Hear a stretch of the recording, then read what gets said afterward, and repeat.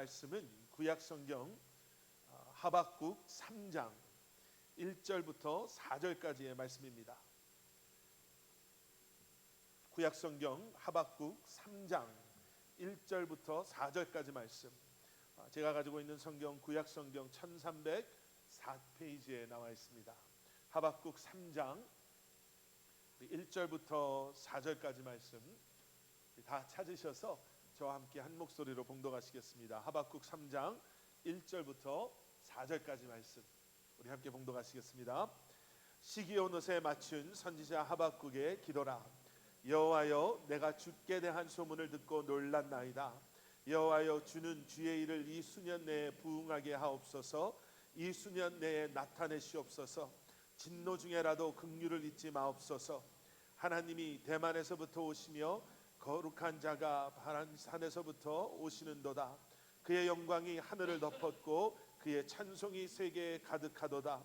그의 광명이 햇빛 같고 광선이 그의 손에서 나오니 그의 권능이 그 속에 감추어졌도다. 아멘. 아멘. 여러분, 최근 혹시 에즈베리 부흥, 대부흥이라고 들어보셨는지 모르겠습니다. 아마 들어보셨을 거예요. 유튜브만 들어가 봐도 그곳의 현장 예배, 실시간 예배 상황, 이래서 유튜브 비디오들이 올라오고, 또 이 에스베리 부흥에 대해서 이게 진짜냐 가짜냐, 이게 옳은 거냐 옳지 않은 거냐에 대한 자신들의 관점을 이렇게 나누는 목사님들이나 그런 성도님들의 그런 영상들이 많이 올라온 것을 통해서도 아마 보신 적이 있으실 거예요. 이 에스베리 부흥이라는 것은 지금 미국 켄터키 주의 윌모어라는 작은 동네에 있는 에스베리 대학교, 에스베리 대학원이 있는 그곳에서 지난 2월 8일 채플을 시작이 됐습니다. 여러분, 혹시 기독교 계통의 학교를 다녀보신 분들은 아실 거예요. 그 기독교 계통의 학교를 가면 채플이라는 게 있잖아요. 그래서 학생들이 그 채플 시간을 손꼽아 기다리며 언제 주님 앞에 가서 예배를 드리나, 그런 마음으로 채플에 다 참여하겠죠. 근데 모르겠어요. 대부분의 학생들은 학점이랑 연결이 돼 있으니까, 졸업이랑 연결이 돼 있으니까 마지못해 정해진 시간에 그냥 가서 예배 드리는 둥 마는 둥 하고 예배를 드리는데, 지난 2월 8일 이 에스베리 대학교에서 있었던 채플도 아마 그런 식으로 시작은 됐었을 것 같습니다. 제가 없어서 모르겠는데요. 그런데 예배가 끝난 후에 한 20-30명 되는 학생들이 떠나지를 않는 거예요. 우리가 좀 더 기도하고 싶습니다. 좀 더 찬양하고 우리가 좀 더 예배하고 싶습니다 하고 시작된 그 기도 모임이, 예배가 지금까지 계속 쉬지 않고 성령의 열기를 더하고 있다. 그래서 미국 뉴스 매체에서 나오고, 또 미국 전역에서 사람들이 모여들기 시작하고, 심지어는 해외에서도, 다른 나라에서도, 분명히 한국에서도 오셨을 거예요. 우리 한국 분들은 부흥이다 그러면은 물불 안 가리고 가시니까 한국에서도 아마 오셨을 거예요. 그래서 사람들이 들어가지를 못한대요. 영상을 보니까 그 채플 예배당 밖에 줄이 길게 늘어서 있어요. 최소 7시간, 8시간을 기다려야지 들어갈 수 있을까 말까 한대요. 예배가 안 끝나고 계속 되니까 거기서 2사람이 나오면 줄 서 있는 사람 중에 2사람이 들어가서 그 자리를 채우고, 10사람이 나오면 10사람이 들어가고, 이렇게 계속해서 부흥이 지금 켄터키에서 또 이제 그 지역으로 번져나가고, 또 미국 안에서 일어나고 있다라는 그러한 뉴스가, 소식이 전해져 오고 있습니다. 여러분, 부흥이라고 생각하면요, 교회 역사를 들여다보면 사실은 부흥이라는 것이 정말 그 영적으로 우리가 많이 무뎌지고, 또 암흑과 같은 시대, 그런 시간을 지날 때면, 또 세상 속에서 그리스도인들이 참 힘들고 어려운 시간을 지날 때면 하나님께서 허락하신 은혜였음을 우리가 보게 되죠. 예상치 못했던 곳에서, 예상치 못했던 방법으로, 예상하지 못했던 사람들을 통해서 하나님께서 놀라운 일들을 이루시고 허락하시는데, 여러분, 성경 속에서도 우리는 이러한 부흥의 모습들을 찾아볼 수가 있습니다. 구약 성경에서 보게 되는 몇 년 동안 폐허가 되어서 버려져 있었던 예루살렘, 포로 생활에서 이제 에스라와 느헤미야의 인도함을 따라 그곳에 돌아왔던 이스라엘 백성들이 그동안 잊고 있었던 하나님의 말씀을 찾고 그 말씀을 듣고 말씀 앞에 회개하며 기도하며 주님의 이름을 부르며 나왔을 때 하나님께서는 놀라운 역사를 그들을 통해서 이루시죠. 신약 성경에 들어와서 마가의 다락방에서 있었던 그 놀라운 사건, 그리고 초대교회가 그 어렵고 힘든 상황 속에서도 끊임없이 놀라운 사역들을 감당하며 모이기에 힘쓰며 함께 주님을 예배했던 그러한 모습들은 분명히 부흥의 모습임에 확실합니다. 그뿐만 아니라 우리나라 교회 역사에도, 세계 교회 역사에도, 근대 교회 역사에도 이런 모습들은 찾아볼 수가 있죠. 우리가 너무나도 잘 아는 1907년에 평양 대부흥운동, 이것은 뭐 우리 한국 기독교 역사에만 기록되어져 있는 것이 아니라 뭐 세계 기독교 역사 속에서도 너무나도 놀랍게 우리가 볼 수 있는 부흥의 역사였고요. 19세기에 있었던 미국의 무디 부흥운동이라든지 1904년에 있었던 웨일스 부흥운동이라든지 1906년에 있었던 아주사 부흥운동이라든지 또 더 최근에 올라와서는 1970년도에 있었던 예수운동, 이런 것들이 사실은 그 시대 어렵고 힘든 때마다 하나님께서 보여주시고 허락하신 하나님의 회복 또 부흥의 그러한 역사하심을 우리가 볼 수가 있습니다. 사실 제가 처음 올해 이 사모함이라는 메시지 시리즈를 준비하면서요, 계획을 세우면서 오늘 나누려고 했던 말씀은 참된 부흥의 말씀이 아니었습니다. 그런데 지난 며칠 동안 우리 교회에서도 우리 성도님 가운데 목사님 그 에스베리 부흥이라고 목사님 들어보셨어요? 그거 어떻게 생각하세요? 그러면서 저한테 그게 진짜예요? 아니면 그 뭐 그런 건가요? 이렇게 여쭤보시는 분들도 계셔서 그러면 지금 이런 일들이 일어나고 있으니까 우리가 함께 말씀을 통해서 부흥이라는 것이 뭔지, 우리가 부흥 이야기 많이 하잖아요. 우리 교회 부흥하게 해주세요. 뭐 이런 기도도 드리기도 하고요. 그런데 그 부흥이, 성경에서 말하는 그 부흥은 과연 무엇인가? 과연 그러면 우리는 그러한 부흥을 사모하고 있나? 우리가 사모하는 부흥은 정말 성경에서 말씀하고 계시는 참된 부흥인가? 한번 말씀을 통해서 나누어 보려고 지난 2주 동안 기도하면서 말씀을 묵상하면서 나름대로 자료도 찾아보고 또 이런 영상도 보고 저런 영상도 보면서 오늘 말씀을 다시 한번 준비해 봤습니다. 제가 오늘 나누고자 하는 이 메시지는요, 제가 이 에스베리 부흥을 오프닝에 이렇게 좀 나눴기 때문에 이게 진짜 부흥입니다, 가짜 부흥입니다, 이 말씀을 드리려는 것도 아니고요.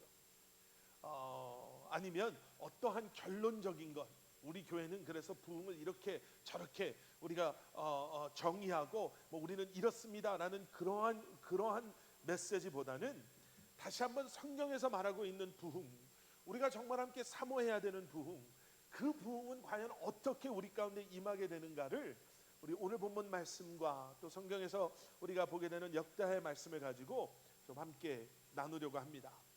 그래서 우리가 기대하고 사모해야 되는 참된 부흥은 무엇인가? 자, 첫 번째, 참된 부흥은요, 여러분, 하나님의 영광의 나타남, 이것이 참된 부흥이에요. 역대하 7장 12절부터 12절까지의 말씀을 보시면 그 말씀의 내용은 어떤 내용이냐면요, 솔로몬 왕이 성전 건축을 끝내고 하나님께 그 성전을 봉헌하고 하나님께 드린 기도에 대한 하나님의 응답하심이에요. 자신의 왕궁을 짓고 하나님의 성전을 짓고 하나님 앞에 그 성전을 봉헌한 후에 솔로몬이 하나님께 기도해요. 그리고 그 기도에 대한 하나님의 응답이 어떠하냐면 12절, 역대하 7장 12절에 이렇게 말씀이 시작됩니다. 밤에 여호와께서 솔로몬에게 나타나사 그에게 이르시되 내가 이미 내 기도를 듣고 이곳을 택하여 내게 제사하는 성전을 삼았으니, 이제 이렇게 하나님께서 응답을 시작하시는 거예요. 그러면서 거기에 우리가 너무나도 잘 아는 말씀이 14절에 등장하죠. 내 이름으로 일컫는 내 백성이 그들의 악한 길에서 떠나 스스로 낮추고 기도하여 내 얼굴을 찾으면 내가 하늘에서 듣고 그들의 죄를 사하고 그들의 땅을 고칠지라. 하나님께서 이렇게 축복을 약속하시고요, 회복과 부흥을 약속하세요. 솔로몬이 하나님의 성전을 짓고 난 뒤에 하나님께서 솔로몬에게 나타나셔서 야, 정말 고맙다, 땡큐 베리 마치다, 이 성전 내 마음에 꼭 든다. 야, 어디서 이렇게 귀한 대리석들을 구하고 보석들을 구하고, 야, 너 돈 꽤나 썼겠구나. 진짜 아름답고 진짜 화려하고 너무너무 잘 만들었다. 하나님께서 그렇게 칭찬하지 않으셨어요. 여러분, 좀 이따가도 좀 더 우리가 깊이 더 자세히 말씀을 나눌 텐데, 여러분, 성경에서는요 절대로 부흥을 어떠한 건물이나 어떠한 숫자적인 성장에 두고 있지 않습니다. 하나님께서는요 솔로몬 왕에게 뭐라고 말씀하시냐면, 너의 이러한 마음을, 그리고 너의 이러한 모습을, 이 나라를 내가 이제 축복하고 회복하고 부흥케 할 텐데 라고 말씀하시면서 14절에 뭐라고 말씀하시냐면요, 그 회복과 부흥에 대해서 뭐라고 말씀하시냐면 이렇게 말씀하시는 거예요. 부흥이란 하나님의 백성된 우리가, 지금 우리가 살고 있는 이 시대가 영적으로 너무나도 타락하고 죄 가운데 하나님 앞에 그 부끄러움을 모르며 암흑 속에 있으면서도 암흑의 시대를 살아가고 있음을 알지 못했던 그들이 이제 비로소 영적인 타락과 죄와 그 암흑의 시대임을 깨달아 알고 그 악한 길을 떠나서 그 마음의 변화, 겸손함의 믿음을 회복하고 하나님 앞에 회개하고 기도함으로 주님의 얼굴을 구할 때, 이 주님의 얼굴을 구한다는 게 뭐겠어요? 하나님의 영광이 그 땅에서 회복되어짐을 사모하며 주님의 이름을 부르며 나아가는 것, 그 하나님의 영광이 회복되어지는 것, 이것을 부흥이라고 하는 거예요. 오늘 본문에서 보게 되는 이 하박국 선지자는요, 불의의 시대 때, 또 폭력의 시대라고 불리웠던 때에 하나님의 정의와 하나님의 공의가 사라져버린 그때에 부흥을 간절히 사모했던 그런 하나님의 사람이었습니다. 북이스라엘의 여로보암 2세가 왕이었거든요. 이스라엘의 역사를 들여다보면 이스라엘의 역사 가운데 가장 타락했던 시대 가운데 하나가 이 여로보암 2세가 다스리던 바로 이때였어요. 하박국 선지자가 부흥을, 하나님의 진노를 선포한다라는 것이 죽음과도 연결될 수 있는 그러한 시대였어요. 그런데 그 시대에 부흥을 외쳤던 사람이 하박국 선지자였습니다. 그러니 여러분 생각해 보세요. 그런 시대, 그렇게 암흑과 같은, 그렇게 타락했던 시대에 부흥을 선포했던 하박국 선지자의 부흥에 대한 생각, 관점이, 개념이, 하나님, 내가 제자들 좀 더 많이 가질 수 있으면 좋겠습니다. 그래서 그들하고 함께 공부할 수 있는 좀 큰 건물이 우리에게 있었으면 좋겠습니다가, 그 시대적인 영적인 필요와 어떤 관계가 있었겠습니까?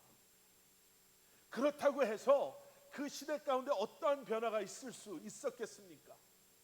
하박국 선지자의 기도는 바로 이거였어요. 하나님, 하나님의 얼굴을 우리에게 좀 보여주십시오. 하나님, 그 하나님의 행하심을 우리에게 보여주시옵소서. 진노가 필요하면 진노를 받게 하시되 긍휼을 잊지 마시고, 이것이 진노로 끝나는 것이 아니라 이것으로 말미암아 우리가 이러한 영적인 타락 죄에서 돌아서게 하시고 하나님의 영광이 이 땅에서 회복되게 하여 주시옵소서, 이 기도하고 있는 거거든요. 여러분, 부흥은요 하나님의 영광이 나타남이에요. 하나님을 모르던 때에 하나님께서 이스라엘을 하나님의 나라 삼으시잖아요.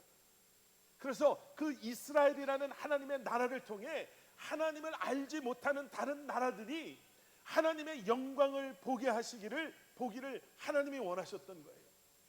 그것을 감당하지 못했던 이스라엘이 그것을 잃어버리고 오히려 자기들이 잘났다, 우리는 택함받은 하나님의 백성이고 그들은 아니다, 우리가 그들보다 더 우월하다라는 생각에 이제는 이스라엘이 아닌 교회를 하나님의 백성 삼아 주시죠. 교회의 목적이 무엇입니까? 여러분, 그래서 교회의 목적은 옛 이스라엘의 목적과 다르지 않아요. 예수 그리스도를 구주로 고백하는 우리를 통해서 예수 그리스도를 알지 못하고 구주로 고백하지 못하는 세상 사람들이 예수 그리스도의 십자가의 은혜와 사랑과 그 영광을 보게 되는 것.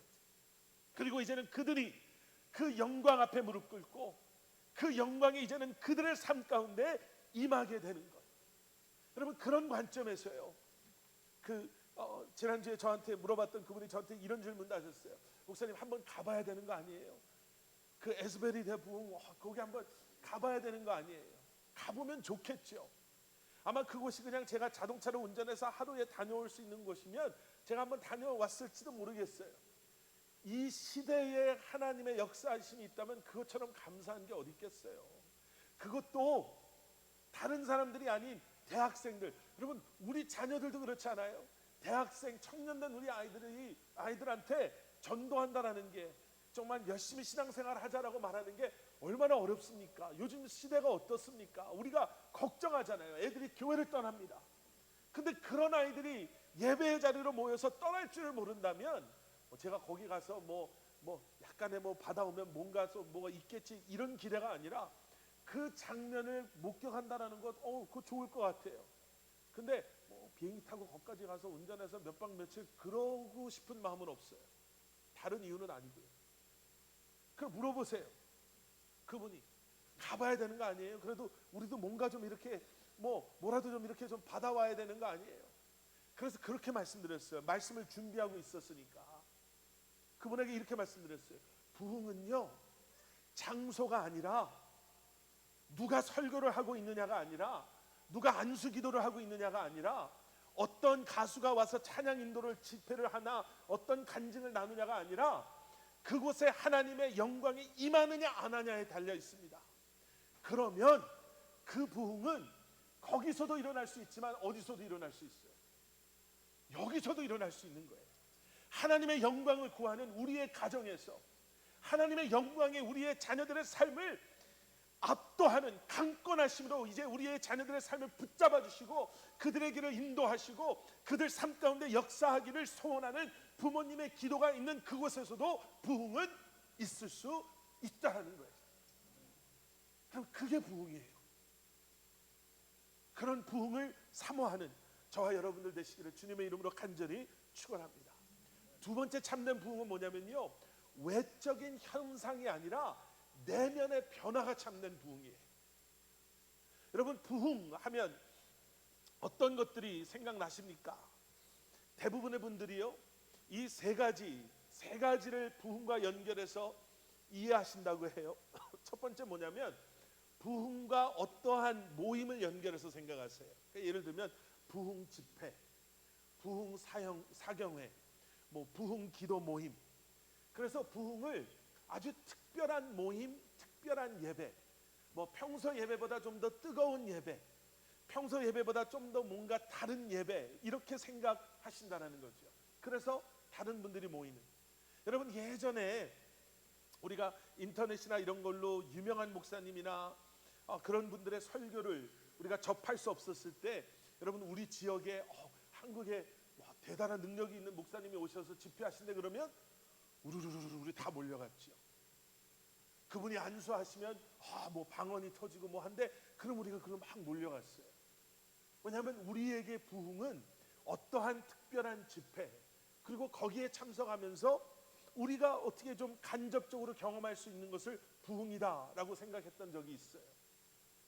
또 어떤 분들은 두 번째로 부흥을 어떻게 생각하냐면 숫자적인 성장으로 생각을 하죠. 야, 그 교회 부흥했대. 그러면 우리 머리 안에 제일 먼저 들어오는 건 사람들이 많이 모인다더라 이제. 그래서 더 큰 교회를 짓고 더 큰 데로 이사 갔더라. 우리에게 부흥은 뭔가 증가하는 것, 늘어나는 것. 우리는 이렇게 생각해요. 그리고 세 번째로는요, 부흥을 supernatural phenomen이라고 그러나요? 초자연적인 어떠한 이해되지 않는, 설명할 수 없는 현상들과 연결해요. 방언, 예언, 치유, 기적, 이런 것들. 1994년도에요. 캐나다 토론토에서 토론토 에어포트 부흥 부흥, 뭐 리바이벌이라는 게 있었어요. 이제 그때는 제가 좀 약간 신앙생활을 열심히 안 할 때여서 뭐 그런데 그렇게 관심이 없었는데, 저보다 한 살 어린 여동생은 항상 이렇게 사모하는 그런 마음이 있었거든요. 뭐 그때부터 지금까지 제 기억으로는 제 여동생은 항상 그랬던 것 같아요. 그 여동생이 보스턴에서 학교를 다니고 있다가 친구들하고 토론토까지 그렇게 멀지 않으니까 갔다 왔어요. 갔다 와서 저랑 얘기를 하는데 동생이 이렇게 하는 거예요. 오빠, 갔더니 너무 이상했어. 왜 이상했어? 그랬더니 가니까 막 사람들이 그 안에서 어떤 사람들은 여기서 개처럼 멍멍멍멍 짖고 다니고, 이쪽에서는 사자처럼 어흥어흥 하고 다니고, 이쪽에서는 막 이렇게 바람을 불고 다니고, 어떤 사람은 막 웃으면서 다니더래요. 나중에 이제 이 토론토 이게 이단이다, 이건 옳지 않았다라고 이렇게 다들 하는데, 그때 막 그래서 막 한국에서도 사람들이 모이고 그랬었어요. 근데 동생이 이렇게 얘기하는 거예요. 근데 더 이상한 건 뭐냐면, 그렇게 하는 사람들이 뭐라고 얘기하냐면, 개처럼 멍멍 짖는 사람은 성령님이 자기한테 너는 개처럼 이제 충성된 하나님의 사람이 돼야 된다, 그래서 개처럼 짖은 거고. 그 얘기 들으니까 다른 사람들 이유도 궁금하잖아요. 사자처럼 어흥거리는 사람은 나는 이제 용맹한 하나님의 그런 전사와 같은 사람이 돼야 되기 때문에 그랬고. 그래서 제가 그럼 바람 불던 사람은, 그 사람은 자기한테 성령의 바람을 일으키면서 다녀야 된다 그러고, 웃고 다니는 사람은 기쁨을 주셔서 웃었다, 뭐 이렇게 얘기를 했다라는 거예요. 그러니까 사람들이 나도 그러면 나도 좀 충성되고 싶고 뭐 이런 생각이 들지 않겠어요? 여러분, 그런 게 이제 오해는 하지 말고 들으십시오.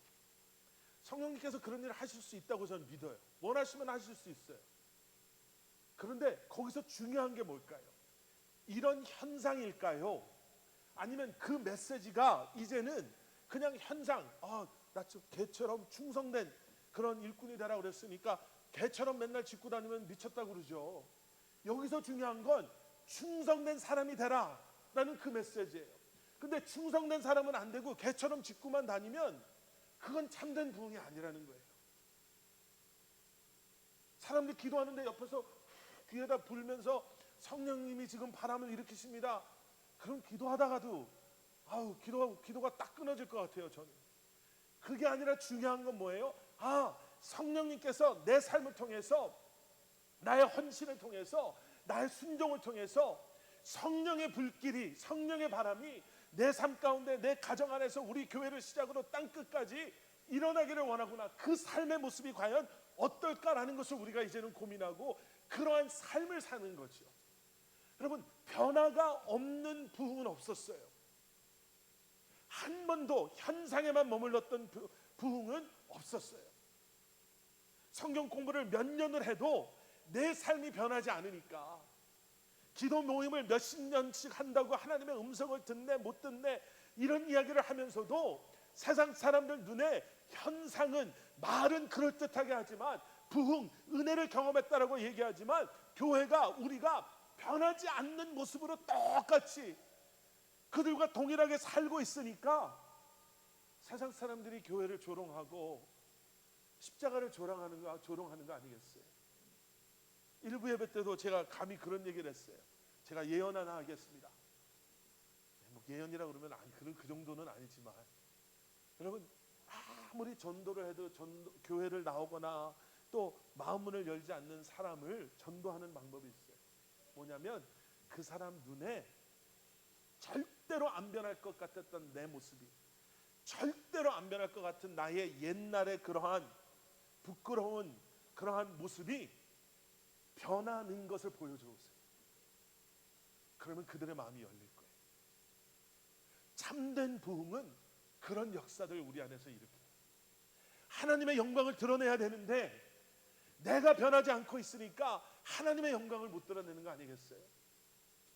부흥 이야기를 하는데 그저 우리의 생각은 어떻게 하면 한 사람이라도 더 데려와서 이 자리에 앉혀놓고 예배를 드릴까, 어떻게 하면 재정적으로 더 늘어나서 우리가 더 큰 건물을 가질까, 이런 데만 묶여 있으니까 하나님의 영광이 드러나는 것이 아니라 우리의 외적인 현상, 우리의 외적인 모습에만 전전긍긍하고 있으니까 변하지 않는 우리 때문에 교회는 커지고 더 아름다워지고, 우리는 더 많은 것을 알고 전도한다고 나름대로 뭐 전도 폭발 훈련도 받고 사형리 훈련도 받고 부흥에도 쫓아다녀보고 이런 훈련도 받았는데 결국에는 세상은 교회를 조롱하는 것밖에 안 되겠어요.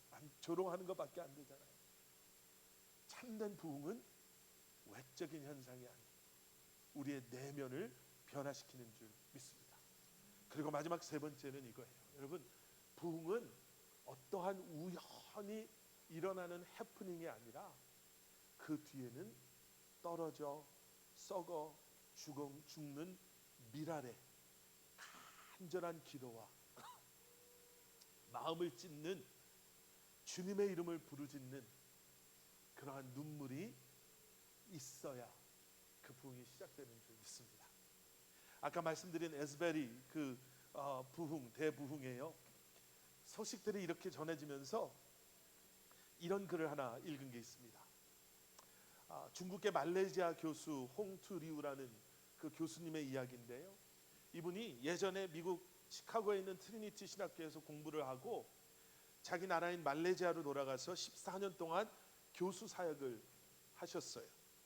그런데 2015년에 에스베리 대학교의 방문 교수로 이제 돌아오십니다. 그리고 거기서 그렇게 생활하시다가 2019년에 팬데믹이 막 시작하기 전이죠. 그때 하나님께서 기도하는데 이분에게 무슨 마음을 주시냐면 지금 네가 하는 거 다 내려놓고 풀타임으로 기도만 해라, 이렇게 하나님께서 마음을 주시는 거예요. 그 두 가지를 이분이 물어봤대요. 하나님, 풀타임으로 기도하면 내가 뭘 놓고 기도를 해야 되겠습니까? 여기에 부흥이 일어날 수 있도록 기도해라. 하나님, 내가 이거 다 내려놓으면 나는 어떻게 먹고 삽니까? 교수직 내려놓고 뭐 목회를 하라는 것도 아니고 선교단체에 들어가라는 것도 아니고 그냥 기도하라고 그러시는데, 그랬더니 하나님께서 너가 지금까지 나를 신뢰해서 여기까지 온 거 아니냐, 그러니까 이번에도 나를 신뢰하고 너에게 주는 이 사명을 감당해라. 그래서 2019년부터 이분이 풀타임으로 기도 사역을 해요. 부흥 하나 놓고. 그러더니 2020년 1년 후에 하나님께서 이제는 팬데믹이 한참 있을 때 아니에요. 사람들 만나지 않으려고 할 텐데 이제는 너 앞에, 여러분 어떤 데 가보시면 예수 천당 뭐 불신 지옥 이렇게 몸에 앞뒤로 써붙여 놓고 이렇게 다니는 사람들 있잖아요. 그렇게 앞뒤로 부흥에 대한 메시지를, 기도하라라는 메시지를 쓰고 거리로 나가라 그러셨대요. 이분이 얼마나 열심히 그거 했냐면 그 동네에서 이분이 유명 인사가 돼요. 별명이 생기는데 샌드위치맨이래요. 앞뒤로 이 판때기로 해가지고 샌드위치라고. 그렇게 기도하고 그렇게 부흥을 외쳤는데 이 에스베리 부흥, 이 운동이 시작되기 전에 하나님께서 이분을 그곳에서 다른 데로 옮기세요. 뉴욕으로 옮기세요. 뉴욕에서 홈레스 사역해라. 그래서 부흥이 시작됐을 때 이분은 자기가 그렇게 기도하고 가서도 기도했지만 그 현장에 없었어요. 저희 같으면 좀 섭섭하지 않을까요? 하나님, 이거 나보고 다 내려놓고 기도하라고 그래서 내가 기도했는데 나는 거기에 있지도 않고, 결국에는 이분이 그 소식을 듣고 함께 기도하러 왔어요. 소식을 듣고 미국 CNN, 뭐 팍스 뉴스 이런 데서 이분을 인터뷰하려고 하는데 인터뷰를 안 해요. 이 부흥은 내가 시작한 게 아니라 하나님께서 시작한 거기 때문에 내가 하나님의 영광을 가리우기 쉽지 않다 해서 인터뷰를 안 해요. 그냥 이분에 대해서 들어 사람들이 얘기하는 것밖에 없어요. 여러분, 우리가 아는 부흥 뒤에는요 이런 분들의 기도가 있는 거예요.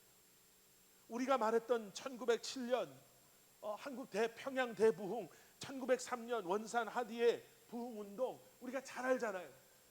그런데 여러분, 그 뒤에 그 암흑과도 같았던 우리 한국 역사 그 시대 가운데 여러분, 이러한 예상치 못했던 부흥을 위해서 기도했던 사람들이 있었다고요.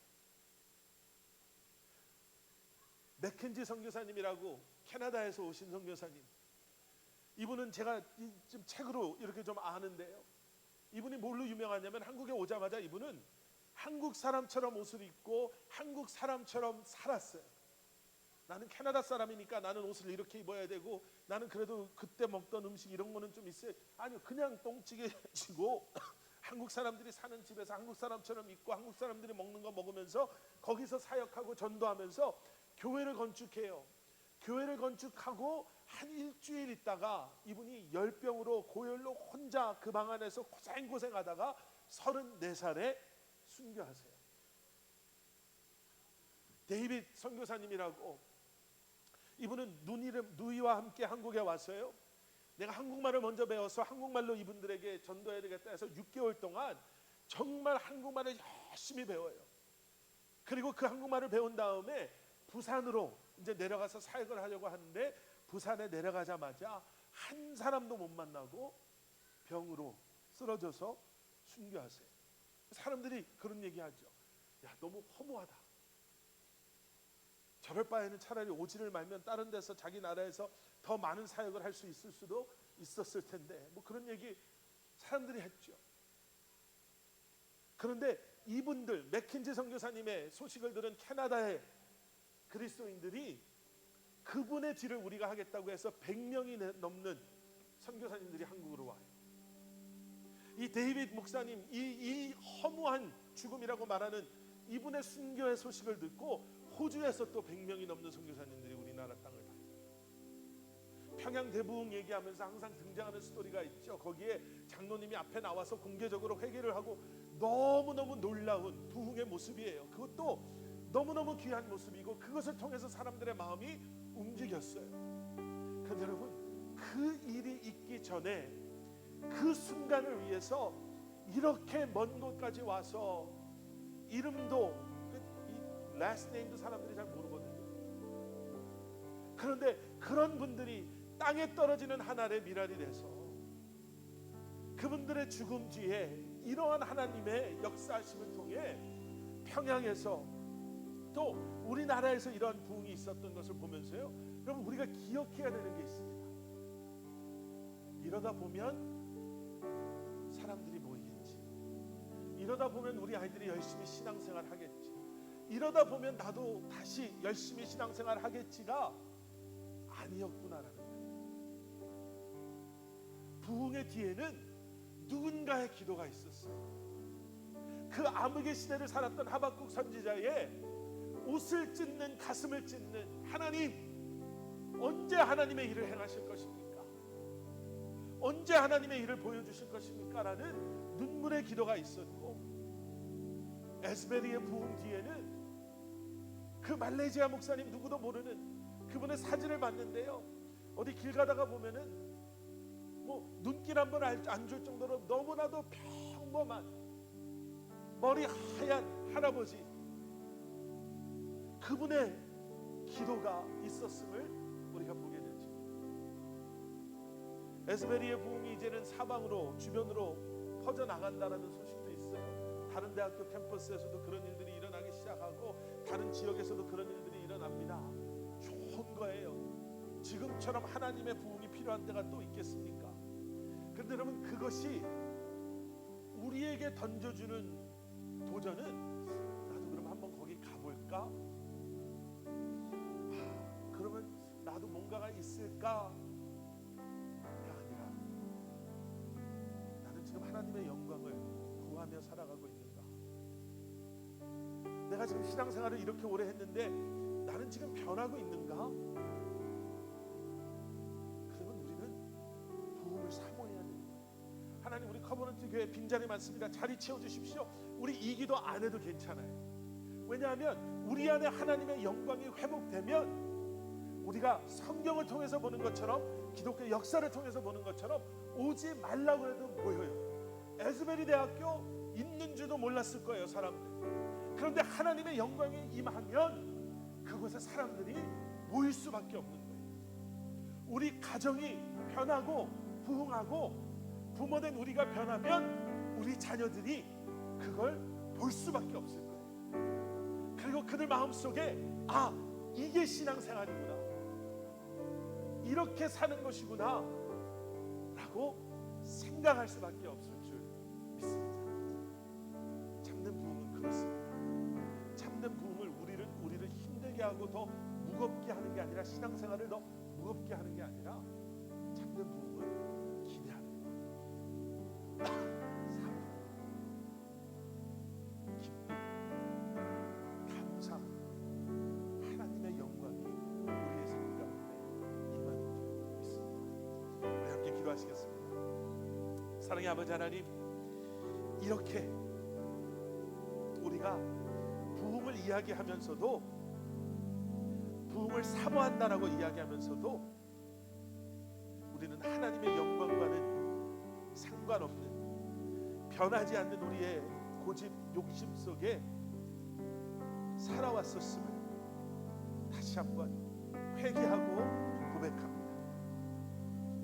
기도도 눈물도 없이 그저 언젠가는 누군가가 해주겠지라는 막연한 생각 속에 우리가 살았었음을 하나님 이 시간 회개합니다. 다시 한번 하나님의 영광을 보기를 소원하는 마음으로 우리의 가슴을 찢고 주님의 이름을 부르며 주님 앞에 나아가는 저희들 되게 하여 주시옵소서. 먼저 우리가 변함으로 말미암아 세상에 변화를 주는 하나님의 자녀된 삶을 살게 하시고, 이제는 그렇게 변화된 우리를 통해서 하나님의 영광이 이 땅에 임하는 놀라운 역사들이 우리의 가정을 시작으로, 우리의 교회를 시작으로 이 지역에, 이 나라에 임하게 하여 주시옵소서. 먼저 땅에 떨어져 썩어 죽어가는, 하지만 그 죽음을 통해서 생명이 태어나는 것을 이제는 두려워하지도 않게 하시고 기대하게 하시고, 먼저 우리가 우리 자녀들의 부흥을 위해서, 회복을 위해서, 우리 가정의 회복을 위해서, 우리 교회의 부흥을 위해서, 이 나라의 부흥을 위해서 기도할 수 있는 그런 하나님의 사람들 되게 하여 주시옵소서. 주님 감사합니다. 예수 그리스도 이름만으로 간절히 기도드렸사옵나이다. 아멘. 우리 이 시간 나 자리에서 일어나셔서 우리 마지막에 함께 부르셨던 찬양, 내 주의 영광을 보내, 오늘은 이 가사 하나하나를 우리가 좀 더 깊이 생각하면서 기도하는 마음으로, 고백하는 마음으로, 선포하는 마음으로 함께 찬양하기를 원합니다. 내 주의 영광을 보내, 내 주의 영광을 보내, 우리 가운데 계신 주님, 그 빛난 영광 고난을 덮고 그 찬송 온 땅 가득해,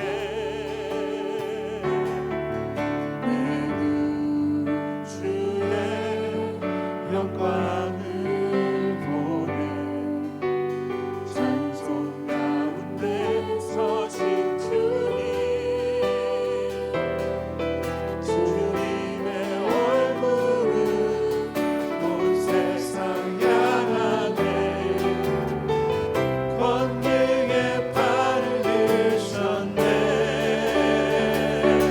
주의 영광 이곳에 가득해, 우린 선의 주님과 함께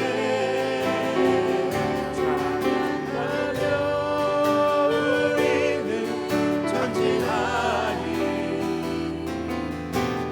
모든 열방 죽을 때까지. 이 시간 1분 정도만 기도하고 우리가 예배를 마치려고 합니다. 여러분, 짧지만 간절한 마음으로 주님 약속하신 그 부흥이, 그 회복이 내 삶 가운데, 우리 자녀들의 삶 가운데, 우리 가정 위에, 우리 교회 위에 임하게 하여 주시옵소서. 주님의 영광이 임하는 우리의 가정, 주님의 영광이 드러나는 우리 교회의 사역, 주님의 영광을 경험하는 예배, 아버지 하나님, 그래서 우리가 변화되고 세상을 변화시키고 우리가 기도하고 이 땅의 부흥을 위해서 주님 앞에 중보자로 살아가게 하여 주시옵소서. 우리 결심하고 결단하는 마음으로 한 1, 2분 정도만 기도하고 오늘 예배 마치도록 하겠습니다. 함께 기도합니다. 사랑의 아버지 하나님, 이 땅에 부흥을 허락하시니 감사합니다. 이제는 그 부흥을 바라보는 자가 아니라 그 부흥이 옳지 옳지 않은 일을 따지고 계산하는 자가 아니라 그 부흥이 우리의 삶 가운데 임하게 하여 주시옵소서. 기도하며 주님의 이름을 부르는 자를 되게 하여 주시옵소서. 그동안 부흥을 이야기했지만 부흥을 사모하지 않았던 것을 용서해 주시옵소서. 그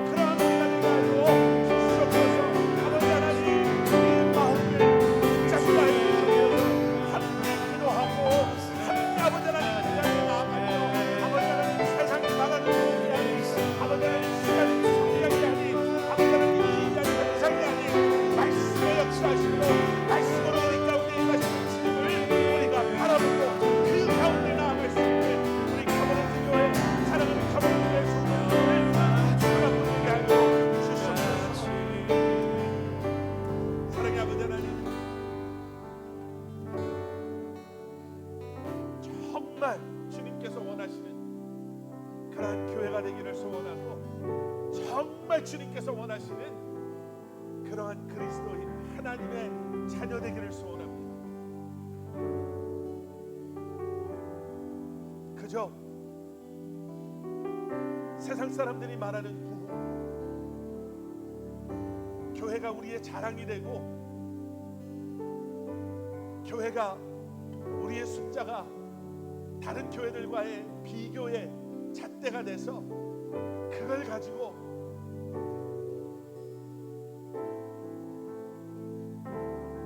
교만한 마음의 부흥이라고 이야기하는 것이 아니라, 하나님 늘 하나님의 영광을 사모하는, 우리가 지금 이곳에서 이렇게 예배를 드리고 먼 훗날 하나님의 은혜 가운데 우리가 어떤 모습으로 변해 있는지 간에 이 마음을 놓치지 않는, 이 마음으로 기도하고 이 마음으로 예배하는 우리 커버넌트 교회 성도님들 한 분 한 분 되게 하여 주시옵소서.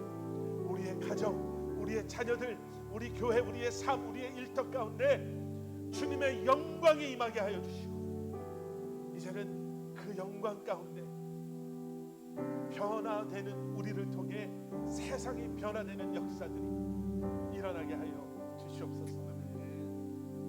이제는 우리 주 예수 그리스도의 십자가의 은혜와 하나님 아버지의 무한하신 사랑과 성령님의 감화 감동사라 역사하심이 참된 부흥을 꿈꾸며 마음에 품고 이제 기도하고 주님의 이름을 부르며 주님의 영광을 사모하며 세상을 향해 나아가는 살아가는 성도님들 한 분 한 분의 삶 가운데 그들의 가정과 기업과 사랑하는 우리 자녀들 한 사람 한 사람 머리 위에 주님의 몸된 교회 위에 이제로부터 영원토록 함께 하시길 간절히 축원하옵나이다. 아멘.